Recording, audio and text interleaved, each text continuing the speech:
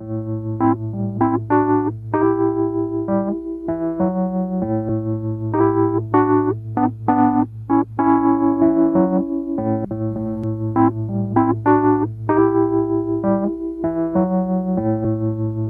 el aire de Radio Uruguay, inventamos entre todos la máquina de pensar. Acompáñenos en un viaje a través de los universos que vibran dentro de los libros. Bienvenidos al corazón de las palabras. La máquina de pensar. Conduce Pablo Silva Olazábal. Produce Gustavo Germán. Auspicia Biblioteca Nacional y Centro Cultural de España.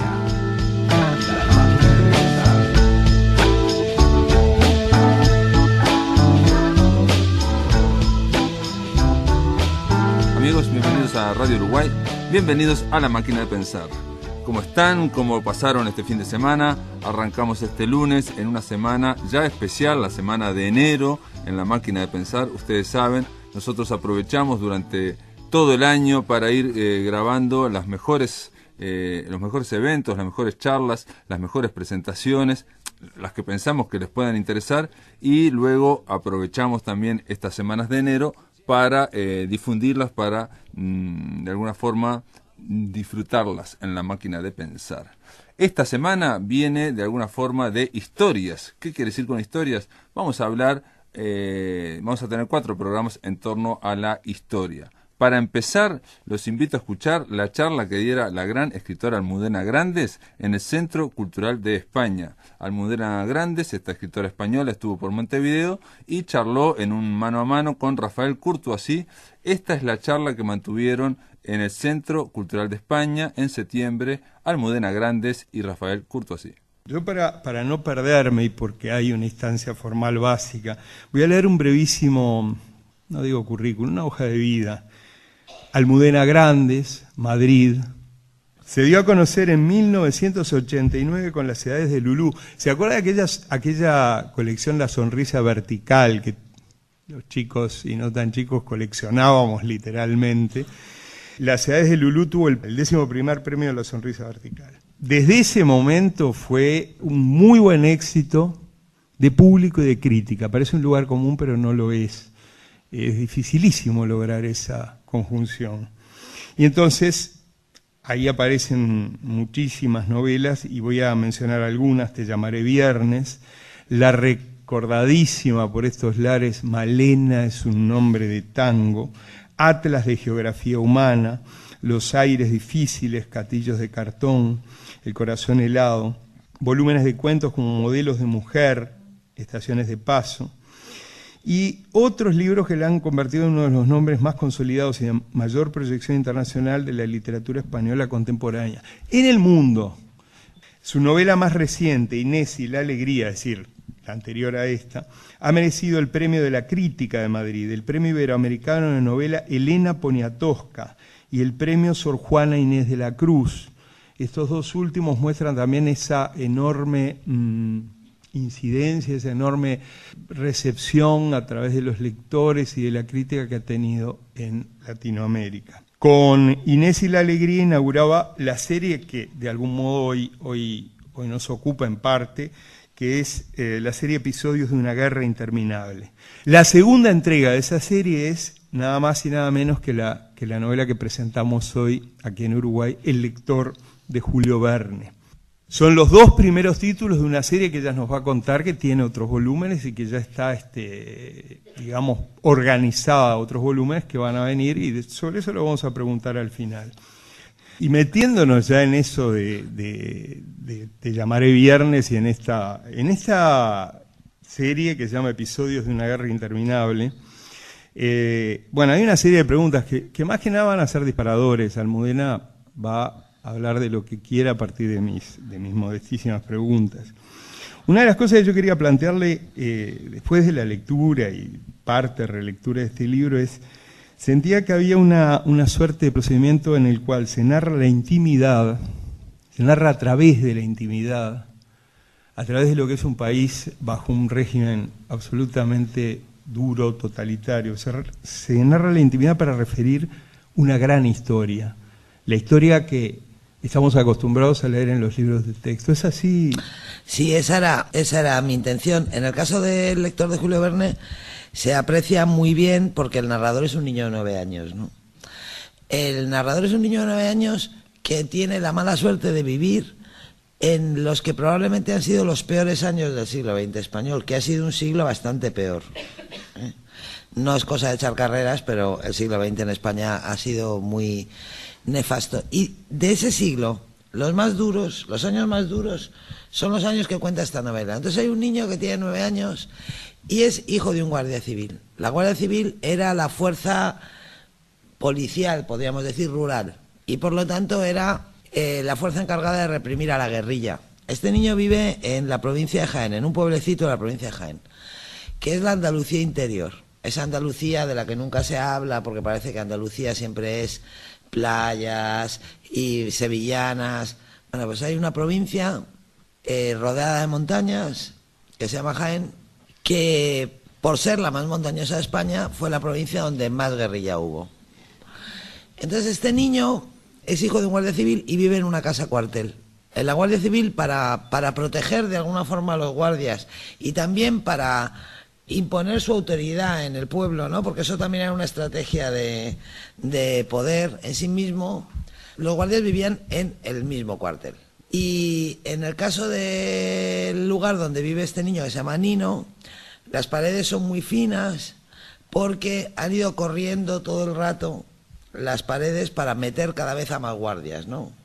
Dada la virulencia de la guerrilla que rodea el pueblo. Entonces, ¿qué ocurre? Ocurre que efectivamente es una historia muy terrorífica. Esta es una novela muy sangrienta en la que muere mucha gente, y cuando yo pensé en escribirla, pensé qué suerte tener un narrador niño, porque probablemente con un adulto yo no habría podido escribir esta novela, porque me habría salido algo que yo no quería.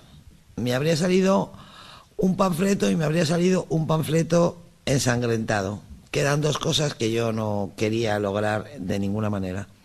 Así que la mirada que cuenta es la mirada de un niño que oscila durante todo el libro entre lo que sabe y no quiere saber, entre lo que debería saber y no sabe, y en ese territorio un poco indefinido de los niños a los que no se les cuentan las cosas enteras, ¿no?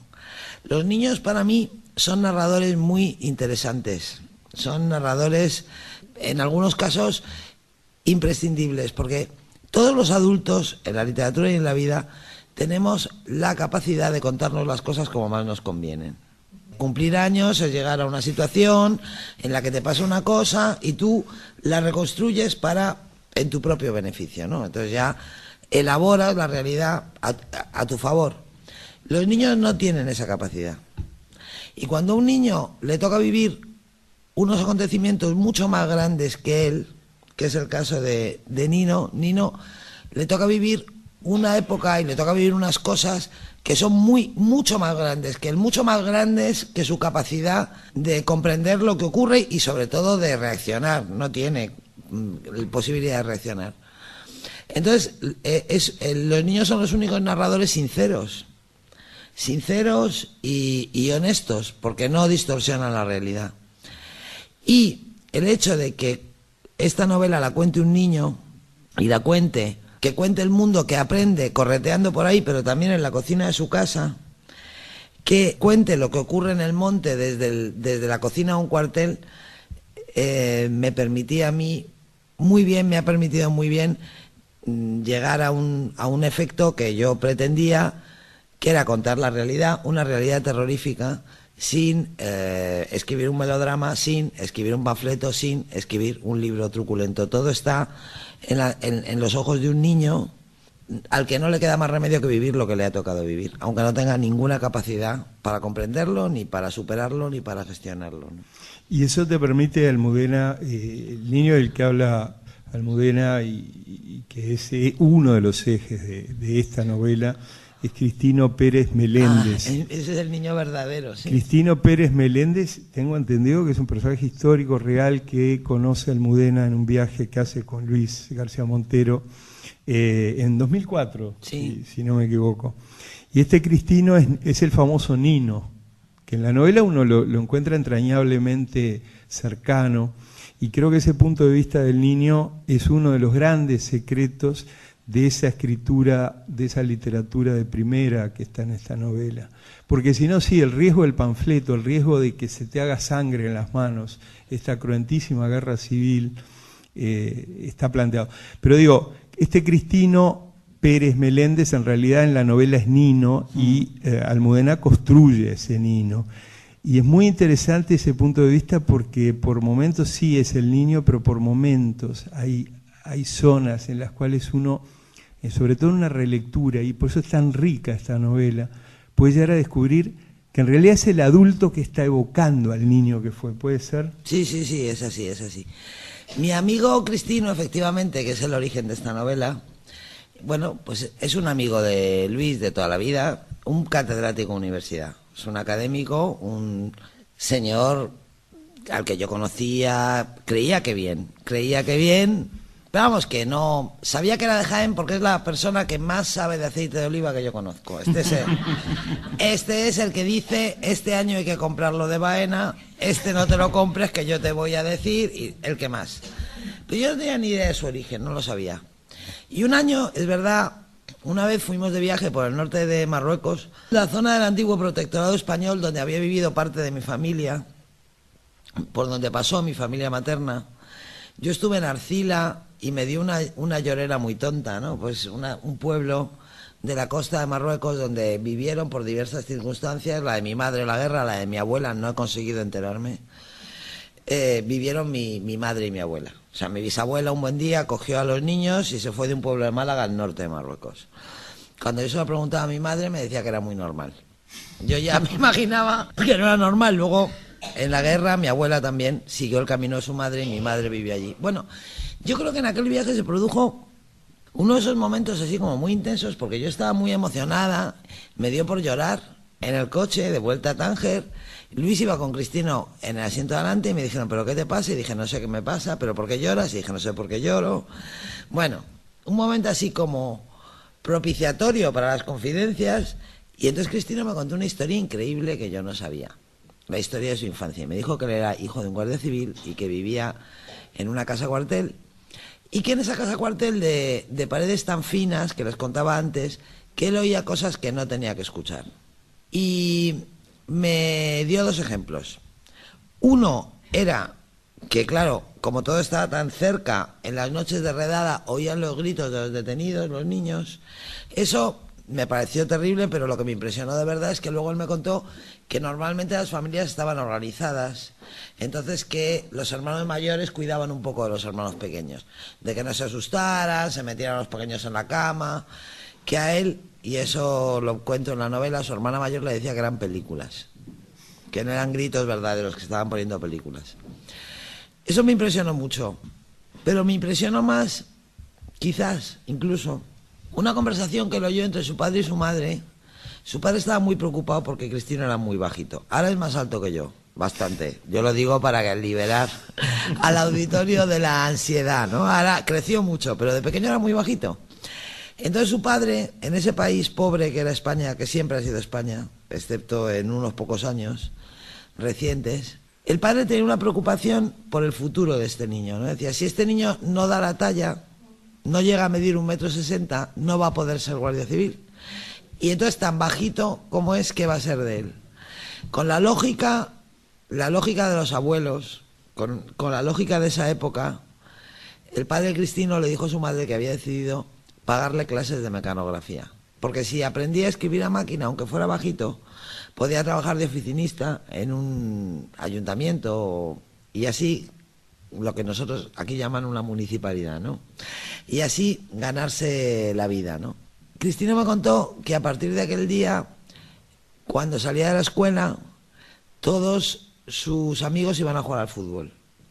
Y a él le metían en la oficina de la casa cuartel de Fuensanta, que debía ser un sitio muy siniestro, y como era muy bajito de verdad, le sentaban en una silla, ponían un tomo de la enciclopedia Espasa y un cojín, para que pudiera llegar al teclado, pero a cambio de eso los pies no tocaban el suelo. Entonces yo no puedo explicar bien por qué la imagen de los pies de Cristino en el aire me enterneció de tal manera que yo pensé, yo tengo que contar esto. Yo cuando escribo siempre parto de una imagen. Siempre la idea de escribir una novela me la da una imagen. A veces es una imagen verdadera que veo con los ojos de la cara y a veces pues es una imagen que me asalta cuando leo un libro, cuando veo una película, cuando alguien me cuenta una historia. Y en este caso fueron los pies de Cristino. En ese sitio tan frío, tan oscuro, un niño pequeño, yo me lo imaginaba como muy bien peinado y con los pies en el aire, ¿no? Y esta novela es la novela de Cristino. Y pasó una cosa muy curiosa. Cristino me contó cosas, claro. Cristino es más joven que Nino. Pero sin embargo hablaba de Cencerro como si lo hubiera visto. Porque yo le dije, hijo, ¿por qué pasaba eso en tu pueblo? En tu pueblo porque había esta situación de alarma, ¿no? Y me dijo, porque había un guerrillero muy famoso que se llamaba Cencerro. Yo no sabía quién era Cencerro. Y él me contó que Cencerro era un guerrillero, bueno, un poco como todos, ¿no? Él muy guapo, muy alto, muy valiente, pero que tenía una condición especial y es que era muy chulo. Lo que nosotros llamamos en España ser muy chulo. Entonces a él le gustaba... Como la Guardia Civil le daba por muerto muchas veces y publicaba en los periódicos fotos de cadáveres que no eran el suyo porque alguien les había engañado y les había dicho este es y no era, pues a él lo que le gustaba era cuando iba, le gustaba mucho disfrazarse y se metía y meterse en la boca del lobo. Entonces iba a las ferias y bueno, incluso a la Misa del Gallo, un año fue en la Catedral de Jaén. Y entonces por donde pasaba dejaba un billete de 20 duros, que era dinero, era mucho dinero en los años 40. Y ahí escrito con tinta china, escribía así paga Cencerro.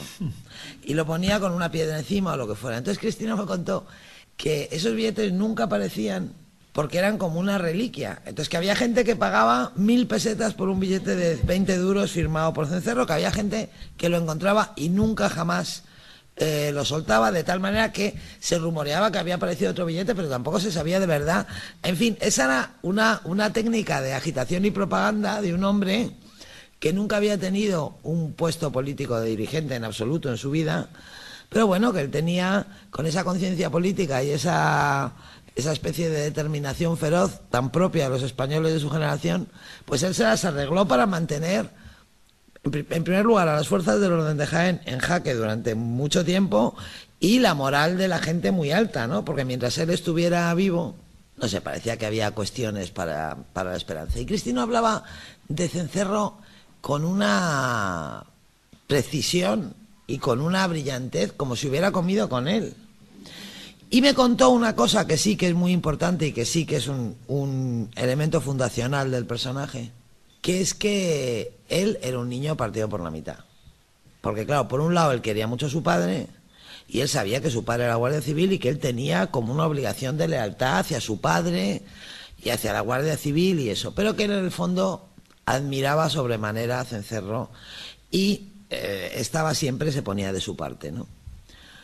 Lo más gracioso del tema, y esto explica también muy bien la novela y por qué la he escrito, lo más gracioso del tema es que cuando por fin pensé que iba a escribir la novela a los pies de Cristino y de las clases de mecanografía de Cristino, fui a un libro de historia y descubrí que Cristino había nacido el mismo año que Cencerro se había suicidado.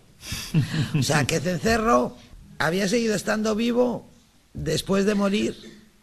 Bueno, hasta el punto de que gente que jamás lo había conocido, cuando Cristino era pequeño, a Cencerro se había suicidado, habían enseñado el cadáver, pero daba igual, porque Cencerro era una contraseña, era como una fórmula, era una palabra mágica. Y entonces todo el rato seguían hablando de lo mismo. Y ese fue el origen de la novela. Yo tampoco sabía tantas cosas de Cristino, ¿eh? Me inventé un personaje con algunos datos y no más. Y luego, como la literatura es mágica, la literatura tiene una condición misteriosa que es casi mágica. Cuando Cristino leyó el libro, que yo estaba muy asustada porque dije, veremos a ver, me dijo, pero es increíble, ¿cómo has adivinado esto y cómo has adivinado lo otro?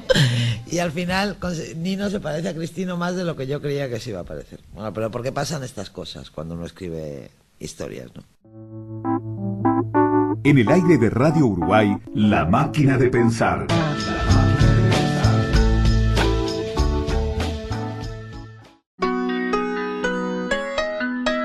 Para comunicarte con la máquina, envía un SMS al 099 78 0066 o un correo electrónico a lamaquinadepensar@adinet.com.uy. Si querés volver a escuchar charlas, entrevistas o columnas, ingresa a piensamáquina.blogspot.com y bienvenido al corazón de las palabras.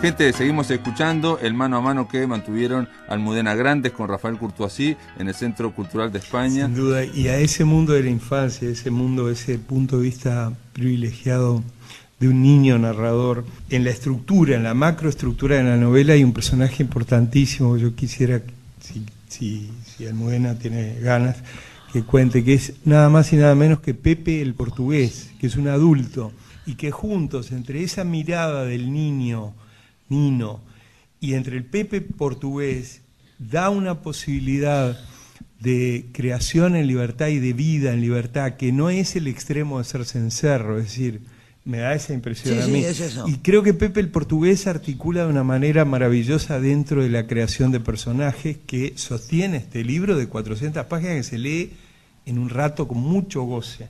Pepe el portugués es mi niño mimado, o sea, es tan mi niño mimado que es el único personaje que va a salir en las 6 novelas de la serie. Pepe el portugués es uno de mis favoritos. La vida de Nino cambia cuando conoce a Pepe el portugués.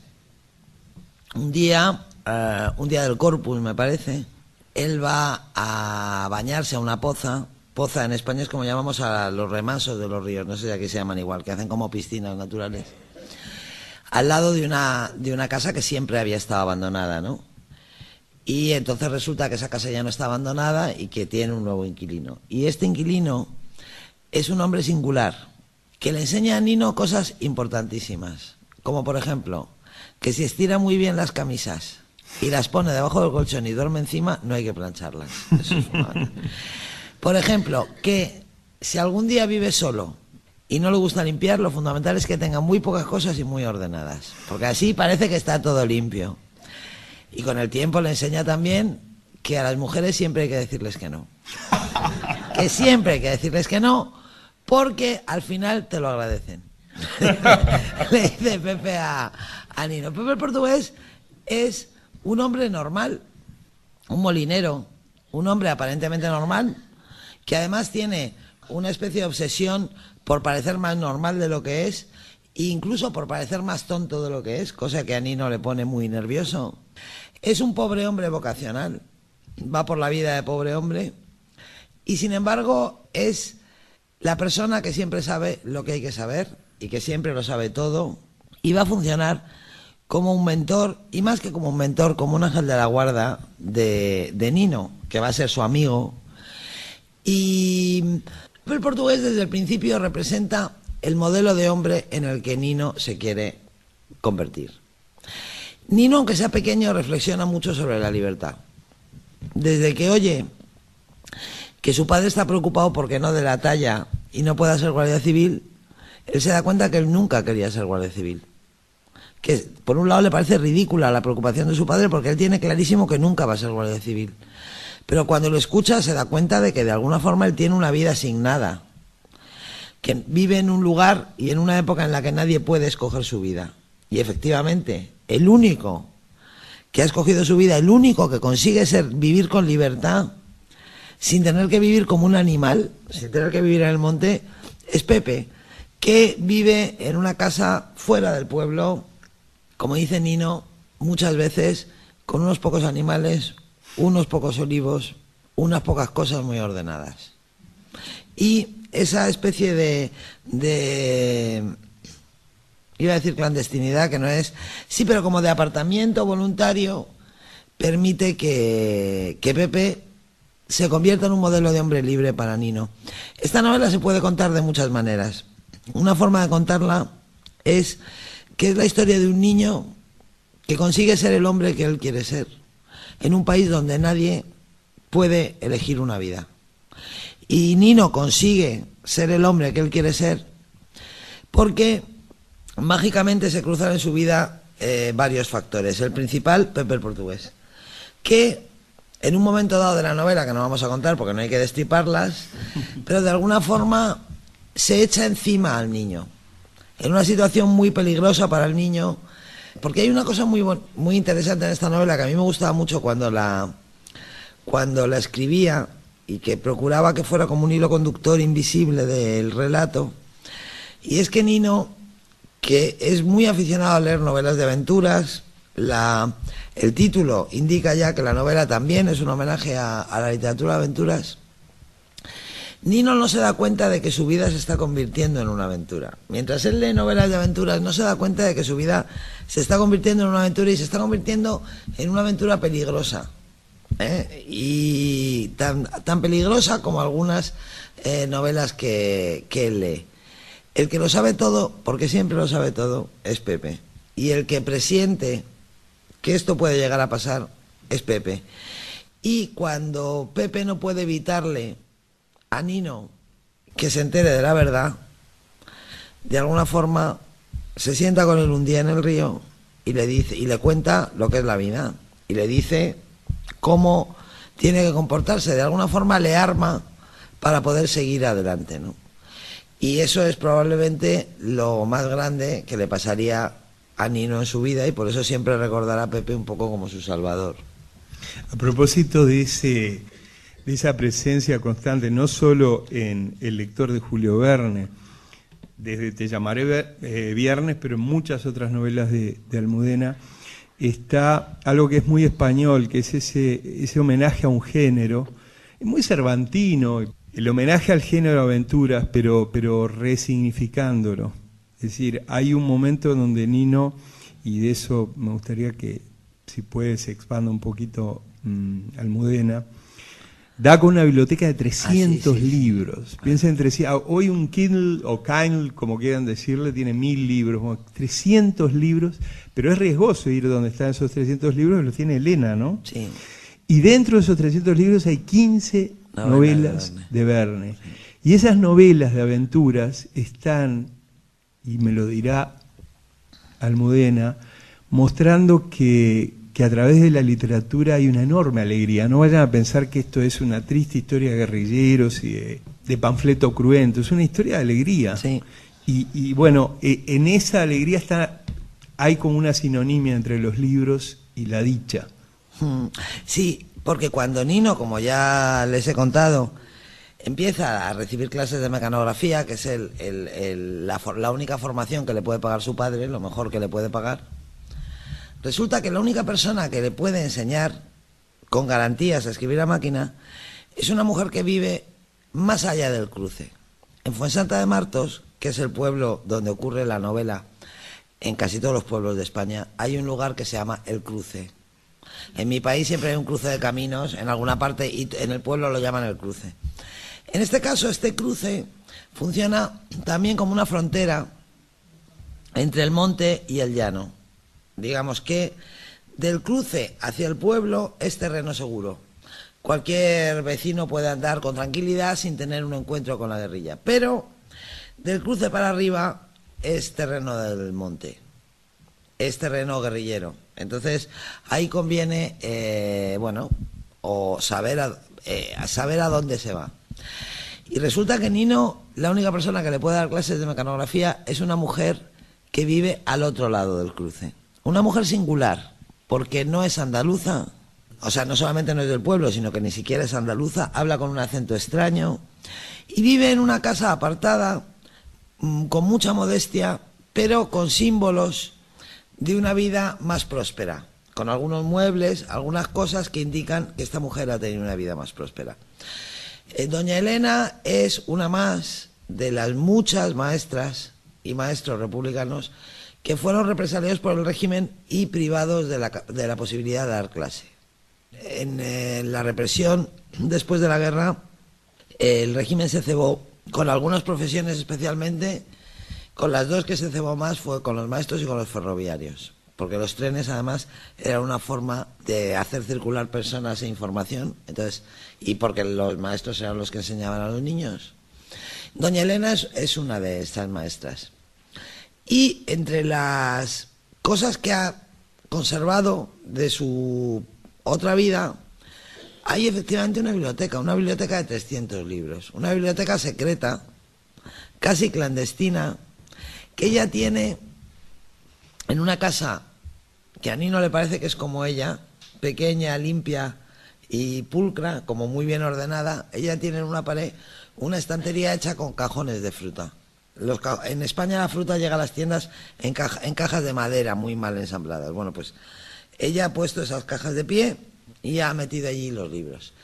Para Nino descubrir la biblioteca de Doña Elena es como descubrir la biblioteca de Alejandría. O sea, él nunca jamás ha visto tantos libros juntos, pero es que nunca jamás ha pensado que alguien pueda tener tantos libros. Y lo primero que le cuenta Doña Elena es que en Carmona, donde vivía antes, tenía muchos más. Que se ha quedado con sus libros favoritos, con los libros que la pueden ayudar a seguir viviendo.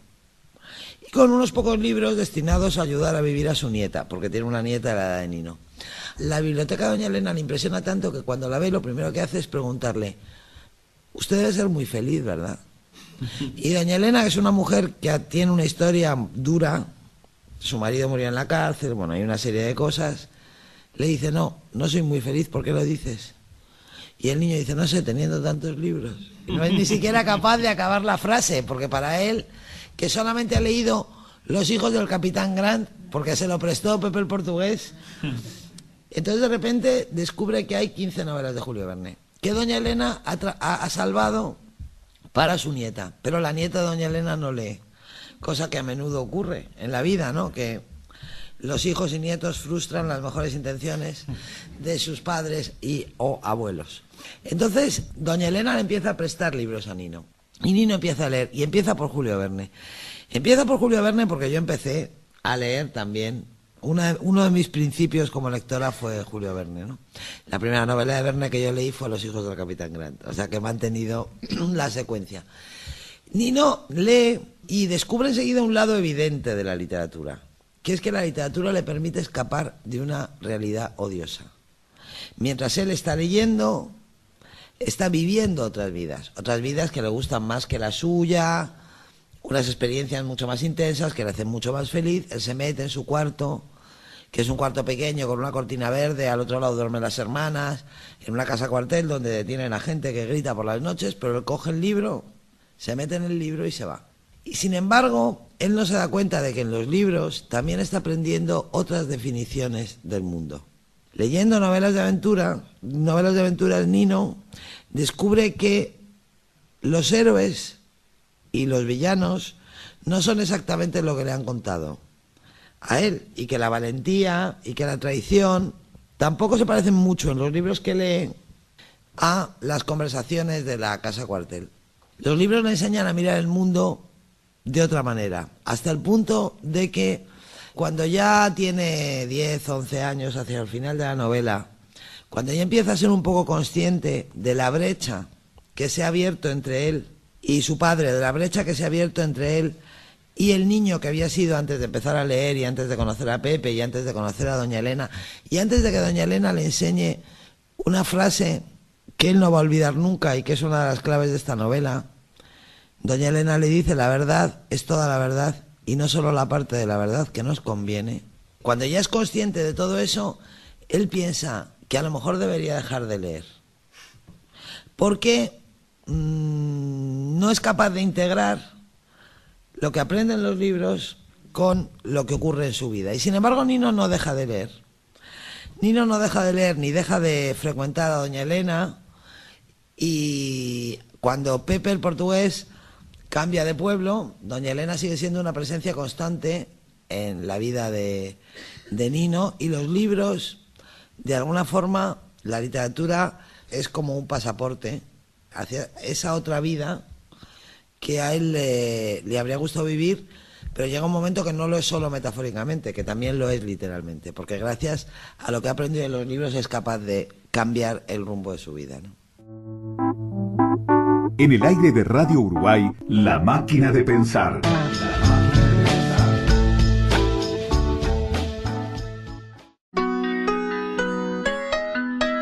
Para comunicarte con la máquina, envía un SMS al 099 78 0066 o un correo electrónico a lamaquinadepensar@adinet.com.uy. Si querés volver a escuchar charlas, entrevistas o columnas, ingresa a piensamáquina.blogspot.com y bienvenido al corazón de las palabras.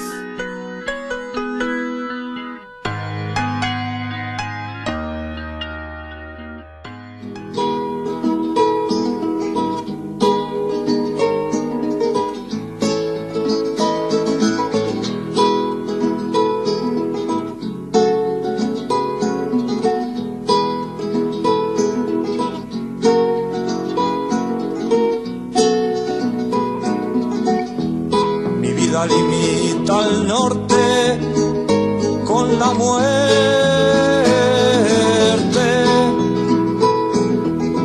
y al sur con mi madre herida,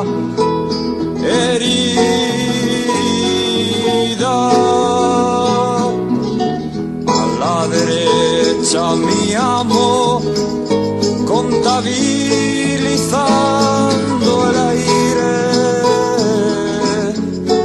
izquierda tu sonrisa, amiga de amar, amante, amiga de amar, amante, amiga de amar.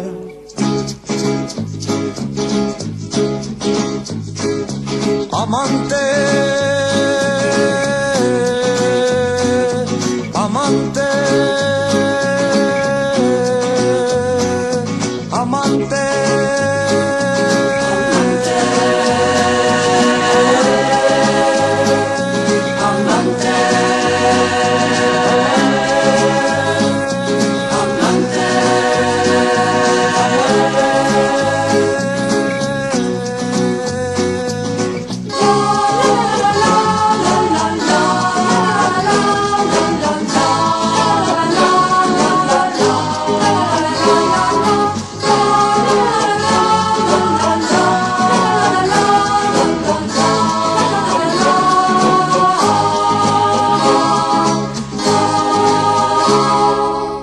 En este tercer bloque continuamos escuchando a Almudena Grandes, la escritora española, y a Rafael Courtois.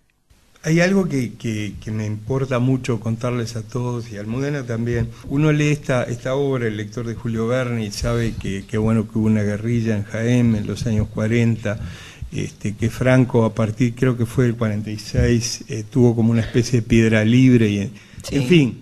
Uno puede pensar, es una novela intimista, histórica, con todo un lío, una deliciosa aventura, terrible a la vez, pero bueno, una realidad lejana. Yo quiero decirles una cosa como lector, y se la quiero contar a Almudena. Yo la sentí muy cercana a la novela, porque más allá de las sierras de Jaén y más allá de esa guerrilla y del personaje Robin Hood Cencerro y del otro Pepe el portugués, que les aseguro que es inolvidable, porque entre Nino y Pepe no hay manera de que uno deje la novela. Hay algo que creo que ha dicho Almudena, el verdadero protagonista de esta novela es el miedo. Sí. Y es un miedo que recorre la sociedad, que está jerarquizado y que se mete sistemáticamente en cada uno de los ambientes. Yo creo que cualquiera que haya vivido las dictaduras del Cono Sur entiende este libro como algo muy cercano. Y bueno, un poquito sobre ese miedo protagonista quisiera preguntarle a... Sí, efectivamente, es verdad, yo lo he dicho y es verdad que el miedo es el verdadero protagonista del libro, ¿no? El miedo, esta novela sucede en un pueblo muy pequeñito donde todo lo que ocurre está determinado por el miedo. Las relaciones personales, las bodas, las separaciones, las historias de amor. El miedo, como dice Nino, se come, se bebe, se respira en Fuensanta de Martos, ¿no? E incluso Nino hace una diferencia entre el día y la noche, porque instintivamente él siente que de día están seguros, porque las cosas terribles pasan siempre por la noche. Entonces que mientras el sol esté en el cielo, de alguna forma pueden vivir. Él puede ir al colegio, puede jugar al fútbol, pero por la noche se oyen los tiros, Por la noche hay familias que no pegan ojo porque están esperando, pasan la noche en vela esperando que llamen a la puerta de su casa. Las cosas terribles pasan por la noche. Yo me gustaría explicar un poco el contexto histórico de esta novela para que se entienda, aunque es verdad que yo sé que es una historia universal, ¿no? Pero es verdad que Franco, mientras duró la Segunda Guerra Mundial, a la guerrilla la combatió, pero la dejó más o menos tranquila. Bueno, no más o menos tranquila, pero digamos que no tenía muy claro qué iba a pasar con él después de la Guerra Mundial. Los republicanos, todos ellos estaban convencidos de que cuando derrotaran a Hitler, los aliados iban a venir a España y iban a quitar a Franco. Franco también tenía bastante miedo de que pasara eso así, ¿no?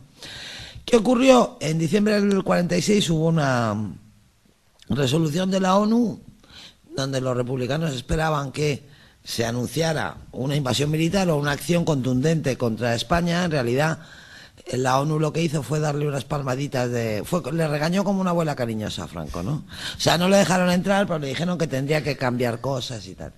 A partir de ese momento, como él se dio cuenta de que no le iba a pasar nada, decidió acabar con la guerrilla. Como sabía que con la guerrilla en el monte no podía acabar, decidió acabar con la guerrilla en el llano. Entonces, lo que pasó en España entre el 47 y el 49 fue la aplicación sistemática de un régimen de terror sobre la población civil que apoyaba a la guerrilla. Todas las familias de los guerrilleros eran hostigadas sistemáticamente, había redadas, había ley de fugas, que es ese siniestro invento español que consiste en llevarse a alguien detenido y decirle que no, que ya se puede ir a casa y meterle un tiro por la espalda y decir que se había querido escapar.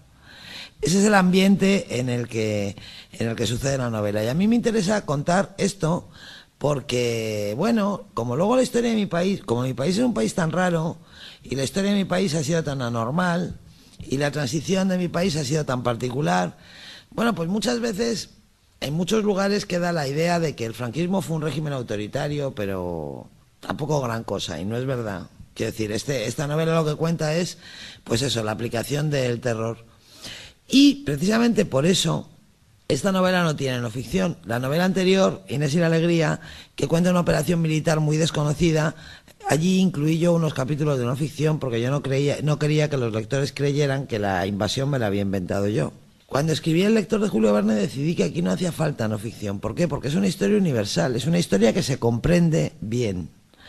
Una dictadura que emplea el terror contra la población civil, claro, es universal y aquí en el Cono Sur es, por desgracia, para todos, hasta familiar, ¿no? Entonces, en ese sentido, me imagino que, por desgracia, insisto, me gustaría que no fuera por esa razón, pero será relativamente fácil que los lectores de esta parte del mundo entiendan el sentido de la novela. Y el miedo es fundamental porque, como bien ha dicho Rafael, yo también quería contar en la novela que para que el terror funcione tiene que ser absoluto. Para que el terror funcione bien, tiene que estar totalmente jerarquizado y funcionar de arriba abajo a lo largo de toda la cadena de mando. Lo que Nino cuenta en esta novela es que la población tiene miedo, pero cuenta también que su padre tiene miedo.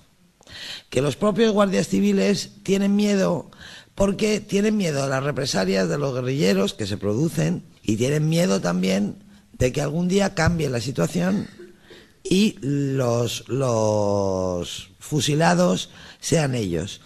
Y los guardias civiles humillan a la gente porque se sienten humillados. Como el mando les humilla a ellos, ellos humillan a la gente. Y ese es el origen de la crueldad que hace que la madre de Nino, que es como la toma de tierra de esa casa, porque en esa casa la madre es como una toma de tierra, ¿no? Que es la que está en contacto con la realidad.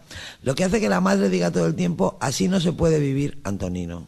La madre le dice al padre, así no se puede vivir, Antonino. Y le dice, claro, tú vas con el uniforme, pero yo voy a la carnicería y las mujeres no me hablan, y a tus hijos los escupen en el colegio y les tiran piedras por la calle.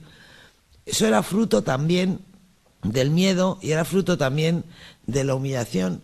Las dictaduras son regímenes viles y envilecen todo lo que tocan. y envilecen también a la gente que vive bajo una dictadura, ¿no? Eso es lo que hace verdaderamente ominosa la atmósfera de esta novela, porque era ominosa la atmósfera de España en aquellos años, ¿no? El miedo que se nota en todo y también en la traición, porque en esta época casi todos los guerrilleros, por muy legendarios que fueran, caían porque eran traicionados por unos o por otros, y casi siempre por sus mejores amigos o por la gente que tenían más cerca, porque eso es lo que se logra cuando se hace irrespirable el aire en un país. Y es un terror que no solamente es físico, eso también es interesante, y a mí también me gustaba contarlo en la novela, ¿no? En esta novela hay muchas mujeres. Es quizá la novela más masculina que yo he escrito, porque el protagonista es un niño y el coprotagonista es un hombre. Pero hay muchas mujeres solas, que es una condición muy habitual, era una condición muy habitual en la España de la posguerra. Eran viudas, o eran mujeres de presos, o eran mujeres de guerrilleros que estaban en el monte. Mujeres que logran salir adelante, porque en la vida lograron salir adelante en condiciones incompatibles con cualquier prosperidad, ¿no? En la novela cuento una historia, cuento cosas que pueden parecer inventadas por mí, pero no lo son. Como que, por ejemplo, el esparto, que en España es un junco que crece solo en el monte y que durante siglos había sido la materia prima de productos de primera necesidad, tan de primera necesidad como los zapatos, las cortinas. El franquismo prohibió recogerlo, prohibió recoger los juncos, prohibió ir por los cortijos recogiendo huevos para venderlos en el pueblo, prohibió recoger los espárragos trigueros que crecen en el monte, lo prohibió todo, porque era una forma sistemática de hostigar a las mujeres que no tenían otro medio de vida, ¿no? Eso también es miedo, eso también forma parte de esa atmósfera sofocante de vida invivible, de esa vida invivible que sucede en el pueblo, donde, y eso es importante para mí, es verdad que yo intenté que esta novela no fuera triste y no me salió triste, porque lo que triunfa también es la vida. En Fuensanta de Martos triunfa todo el tiempo la vida contra la muerte, ¿no? O sea, la vida encuentra sus caminos, encuentra como sus canales, y hay historias de amor secretas, como Nino es un mirón, porque le encanta mirar y meterse en todas partes y enterarse de todo, pues se acaba enterando de alegrías secretas en el pueblo, ¿no? Bueno, pero por encima de todo es verdad que está el miedo que lo asfixia todo y que lo oprime todo. Almudena, y bueno, ya casi llegando a uno hablaría horas, pero estos episodios de una guerra interminable, creo que ya tenés armado el próximo. Sí. Va a salir el año que viene, lo tengo acabado, pero todavía no lo he terminado de corregir, porque yo soy muy pesada para corregir, y corrijo mucho, y lo releo mucho. Estoy a la mitad de la última revisión, pero sí, ya está terminado. Bueno, dejo la guerrilla con gran dolor de mi corazón. Yo habría podido seguir escribiendo novelas sobre la guerrilla hasta el día de mi muerte. De hecho, para quienes hayan leído esta novela, en esta novela hay una historia al final, una historia de amor entre una chica y un guerrillero, la historia de Isabel María Mandil y de Enrique Finge Negocios, que yo me la sé perfectamente. O sea, podría haber escrito como otra novela, pero cuando llegué a ese punto me tuve que dar en la mano, porque dije, no, porque a estas alturas esto sería como un grano de pus que me sale a la novela por ahí. Pero vamos, que no sé, he pensado muchas veces en hacer como un anexo. A lo mejor algún día, cuando sea más mayor, si se reedita esto, tal, puedo hacer un anexo y contarla, porque es que me la sé entera, pero no he podido contarla porque no podía ser, ¿no? O sea que yo sobre la guerrilla podría escribir siempre, pero ya dejo la guerrilla y vuelvo a Madrid. Eso es una ventaja, porque ya he escrito sin tener que mirar el Google Maps ni nada, sabiendo muy bien por cómo se llaman las calles en las que pasa cada cosa, ¿no? La tercera entrega de la serie se llama Las tres bodas de Manolita. Las tres bodas de Manolita, y cuenta una historia de resistencia mucho más pequeña, mucho menos brillante, ya no es resistencia armada, es una historia de la cárcel y de la cola de la cárcel de Porlier, que era la cárcel más grande de Madrid, y de cómo se monta la resistencia antifranquista en unas condiciones también de una precariedad asombrosa, ¿no? Que para nosotros diríamos una chapuza. Es la historia de cómo se sale adelante una resistencia chapucera e improvisada. Y es una historia de amor, una extraña historia de amor entre una chica de 18 años y un preso. Bueno, a mí me gusta mucho, ya no voy a decir más porque esto es como de autobombo, pero estoy muy contenta y aparecerá el año que viene en marzo. En todas partes, porque ya sé que aquí va a salir también en marzo. Va a salir igual, en todas partes. Buenísimo, Almudena. A vosotros, muchas gracias. Muchas gracias. Espero, amigos, que hayan disfrutado del programa de hoy. Mañana vamos a continuar aquí en La Máquina de Pensar hablando de historias, sobre todo de la historia. Vamos a escuchar a Gerardo Caetano y hablando de su libro Historia Conceptual. Que lo pasen muy bien. Hasta mañana.